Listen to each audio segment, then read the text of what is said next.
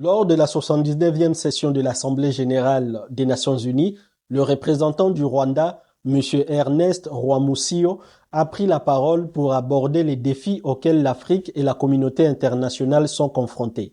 Voici un décryptage des points majeurs de son intervention, ainsi qu'une analyse du contexte politique interne et des tensions régionales. Le Rwanda a souligné l'importance de renforcer la voix de l'Afrique au sein des institutions internationales, notamment le Conseil de sécurité de l'ONU. Le pays estime que le continent, fort de ses 1,4 milliard d'habitants, doit bénéficier d'une représentation équitable pour participer aux décisions globales. Un autre point clé du discours a été la sécurité en Afrique, avec une attention particulière sur les conflits persistants en République démocratique du Congo. Le Rwanda, ayant lui-même connu des décennies de troubles, se positionne comme un acteur important de la stabilisation régionale. Cependant, cette posture est nuancée par les tensions avec la République démocratique du Congo, qui accuse Kigali de soutenir le groupe rebelle M23 dans l'est du Congo. Le Rwanda, de son côté, refute ces accusations. Lors de l'Assemblée générale, le pays a défendu sa politique régionale, arguant que ses actions visent avant tout à protéger ses frontières et que le véritable problème réside dans le soutien de la RDC à des groupes armés hostiles tels que le FDLR impliqué dans le génocide rwandais de 1994. Le discours a également mis en avant les progrès du Rwanda en matière de développement durable, en particulier dans les technologies vertes et numériques. Le Rwanda s'efforce d'accroître son attractivité en tant que hub technologique en Afrique, avec des initiatives visant à soutenir une croissance économique respectueuse de l'environnement. Cette approche est souvent saluée comme un modèle de transformation économique en Afrique.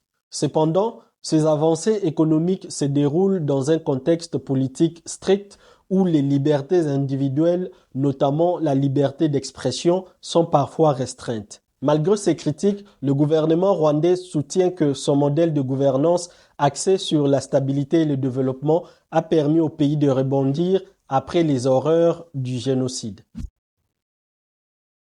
Le Rwanda a appelé à des réformes des institutions financières et politiques internationales, notamment le Conseil de sécurité de l'ONU, afin de mieux refléter l'évolution des rapports de force mondiaux. Le pays s'inscrit ainsi dans une demande plus large de nombreux pays africains qui plaident pour une représentation accrue du continent dans les prises de décisions globales. Enfin, le Rwanda a réaffirmé son engagement envers la justice internationale, appelant à renforcer les mécanismes existants comme la Cour pénale internationale. Cependant, il a également souligné la nécessité d'une coopération renforcée entre les pays africains pour résoudre les conflits et garantir un développement inclusif et durable. Le discours du représentant du Rwanda doit être interprété à la lumière des dynamiques internes et régionales. Depuis les années 2000, sous la présidence de Paul Kagame, le Rwanda a connu une transformation spectaculaire. La stabilité politique et les progrès économiques sont largement reconnus, faisant du pays un exemple en matière de reconstruction post-conflit. Toutefois, cette stabilité repose sur un système politique centralisé où les critiques du gouvernement sont souvent réduites au silence.